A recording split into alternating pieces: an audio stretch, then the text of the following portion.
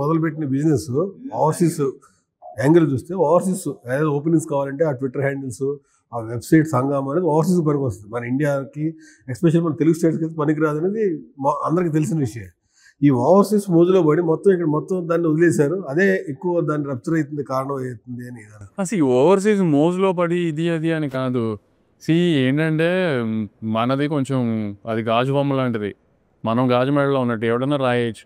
So ప్రొడ్యూసర్గా కానీ, డైరెక్టర్గా కానీ, హీరోగా కానీ ఏం ట్రై చేస్తామంటే కొంచెం ఆ రాళ్ళు తక్కువ పడటానికి ట్రై చేస్తాము. కానీ లక్ష్మీనారాయణ అన్నట్టు దాన్ని ఎక్కువ సీరియస్గా తీసేసుకుంటున్నాం.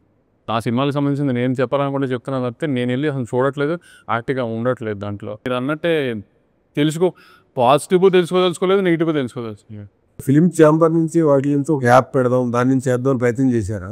అదే బిఎంఎస్ ఇచ్చి అడ్వాన్స్లో సార్ యాక్చువల్లీ మొన్న అది కూడా ట్రై చేశారు సార్. అంటే యాప్ పెట్టడం అని కాదు, 2-3 థియేటర్లు బుక్ మై షో యాప్లో బుకింగ్ ఉన్న థియేటర్ని యాప్లోంచి తీసేసి ఇంకో చోట ఏదో ప్లాన్ చేశారు బుకింగ్ ఇంకో రకంగా.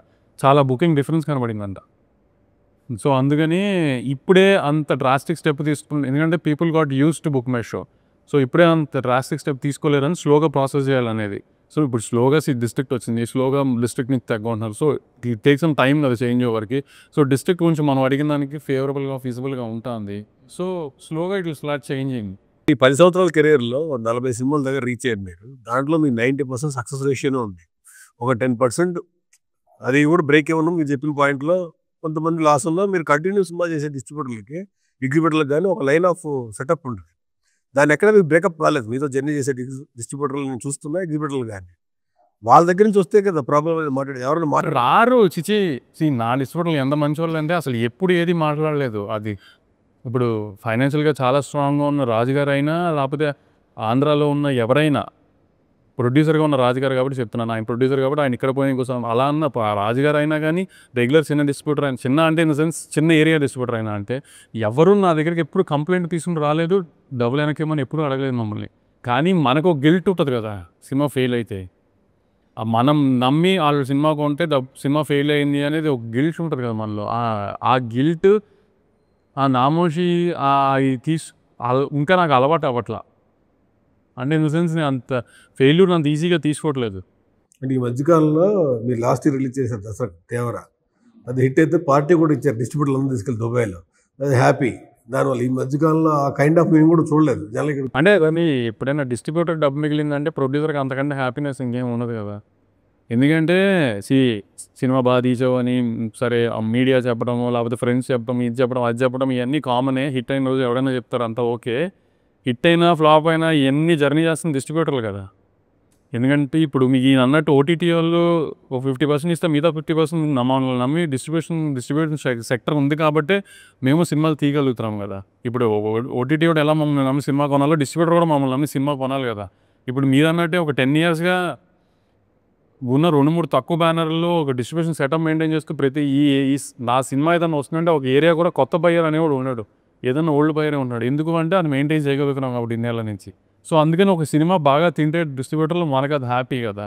ఓటీటీ వాళ్ళు కొత్తగా డిమాండ్ అయినా పెడుతున్నారా లేటెస్ట్గా? థియేటర్లు ఎంత కలెక్ట్ చేయాలి, 100 కోట్లకి రా పెద్ద సినిమాలకి అది చేస్తేనే మేము అంటే ఒక బెంచ్ మార్క్ పెట్టి దాని తర్వాత మనం ఇంకా ఎక్స్ట్రా అడిగామనుకోండి. వాళ్ళు ఏంటంటే ఒక సినిమా నాకు ఒక వాల్యుయేషన్ వేస్తారు. మనకు అయ్యే ఖర్చుకి మనం ఆ సినిమాకి అది సరిపోలేదు అనుకోండి, వాళ్ళు ఇచ్చిన వాల్యుయేషన్ మనకి ఇంత ఇవ్వండి అంటే సరే ఇస్తాను, ఇంత బాక్స్ ఆఫీస్ చేస్తే ఇస్తాను అంటున్నాడు. మనకు సినిమా మీద కాన్ఫిడెన్స్ అంటే ఓకేనా ఇక్కడ ముందుకెళ్తామే. లాస్ట్ 4 yearsలో 3 స్ట్రైకులు చేశారు ప్రొడ్యూసర్స్. ఫస్ట్ ఒకటి క్యూబ్ రేట్లు రేట్లు తగ్గించాలని స్ట్రైక్ చేశారు. తర్వాత ఆర్టిస్టులు అంటే మెయిన్ ఆర్టిస్టులు కాకుండా కూడా సపోర్టింగ్ ఆర్టిస్టులు ఉన్నారు కదా, వాళ్ళు విపరీతంగా కూడా వచ్చి అసిస్టెంట్లు, హెయిర్ డ్రెస్సర్లు వాళ్ళు విపరీతంగా ఛార్జ్ చేస్తున్నారు. దాన్ని ఒక సిస్టమేటిక్గా దానం చేశారు. రీసెంట్గా మనం 24 క్రాఫ్ట్ స్ట్రైక్ చేశారు. 3 వాటిల్లో కూడా ప్రొడ్యూసర్స్ ఇబ్బంది పడ్డారు. రిలీజ్లకి ఆ డేట్లు ప్రాబ్లం వచ్చి ప్రొడ్యూసర్లు మాత్రం ఎక్కడ లాభపడలేదు. దీని మీద మీరు ఏ కామెంట్ అంటారు? అంటే ఆర్టిస్టులది క్యూబుల్ అయితే అవ్వదు, అది అవ్వలేదు. ఎందుకంటే సో దాంట్లో చాలా మంది ఇంట్రెస్ట్ వేరేగా ఉన్నాయి. సో అది మన చేతిలో లేదు. మనం ఏం ఉంటుందా సిద్ధుతో నెక్స్ట్? ఐ మీన్ ప్లానింగ్ అయితే బ్యాడ్ యాస్ అనౌన్స్ చేసేసి ఉంది. సో ఇప్పుడు సిద్ధు నెక్స్ట్ 1 week 10 daysలో కొంచెం ఫ్రీ అయిపోయిన తర్వాత అంతా కూర్చుని కానీ ఎలా వెళ్దామంటే అలా ఇంత కూర్చొని డిస్కస్ చేయాలి. అది మీరు భవిష్యత్తులో డైరెక్షన్ చేసే ఉద్దేశం ఉందా? యాక్షన్ చేస్తారా? కొన్ని ఎమ్మెల్యే అవుతారా ఎంపీ కానీ. డైరెక్టర్ గారు జూలైలో డైలాగ్ ఉంది కదా, అదేంటి రాని పని ట్రై చేయకూడదు, వచ్చిన పని ఫ్రీగా చేయకూడదు అని. రాని పనులు ఎప్పుడు ట్రై చేయకూడదు, మనకి అసలు సెట్ అవ్వని పనులు ఇవన్నీ. ఈ మధ్య నిర్మాతలు హీరోలు అందరూ కూడా పీడియాడిక్ సినిమాలకి వాటికి కొద్దిగా ఇంట్రెస్ట్ ఎక్కువ చూపిస్తున్నారు కదా, దాంతో పాన్ ఇండియాకి వెళ్ళడానికి. మీరు మదర్ ఇండియాకి వెళ్ళడానికి కానీ పీరియాడిక్ సినిమా అని కాదులేండి. ఇప్పుడు ఇప్పుడు ఏదో మనం ఏదో జీనియస్గా మనం ఏదో అనాలిసిస్ చేసామని కాదు, కానీ ట్రెండ్ చూస్తే కామెడీ సినిమాలు బాగా చూస్తున్నారు, కొంచెం భక్తి సినిమాలు బాగా చూస్తున్నారు. ఆ యాంగిల్లోనే మీరు ఇప్పుడు చందుతో మొదలు అది మనం ఎప్పటి నుంచో, అది చందు డ్రీమ్, అది ఇద్దరము. చందు అప్పటి నుంచో ఆంజనేయ స్వామి భక్తుడు. నీకు తెలిసి నేను 10 ఏళ్ళ నుంచి మంగళవారం అంటే ఆంజనేయ స్వామి గుడికి వెళ్తాను, నాకు అది. సో అది ఎప్పటి నుంచో అనుకోదు. చందు ముందు సినిమాగా తీద్దాం అనుకున్నాం, కానీ కొంచెం ఈ నరసింహస్వామి సినిమా ఇవన్నీ వచ్చిన తర్వాత కొంచెం ధైర్యం వచ్చి ఈ రకంగా ట్రై చేద్దాం అనుకున్నాం. కానీ నరసింహస్వామి సినిమా ఒక జానర్, ఒక కైండ్ ఆఫ్ యానిమేషన్, మనం ఇంకో కైండ్ ఆఫ్ యానిమేషన్ వెళ్తున్నాం, కొంచెం జాపనీస్ స్టైల్లో ఇట్లా. అది it be good, very good experience.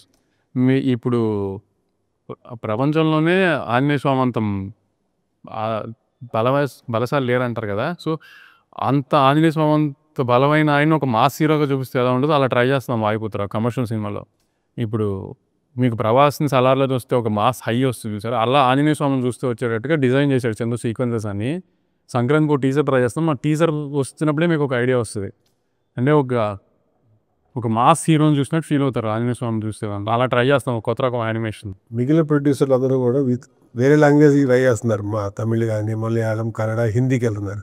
మీరు స్టిక్ ఆన్ ఓన్లీ తెలుగులో ఉన్నారు. ఇది మన ఈ 2 స్టార్ట్ అవుతున్నాయి కదా, ఇక్కడ స్టార్ట్ అవ్వడం. సారీ, సూర్య గారిది అయితే ఆల్మోస్ట్ 50% అయిపోయింది.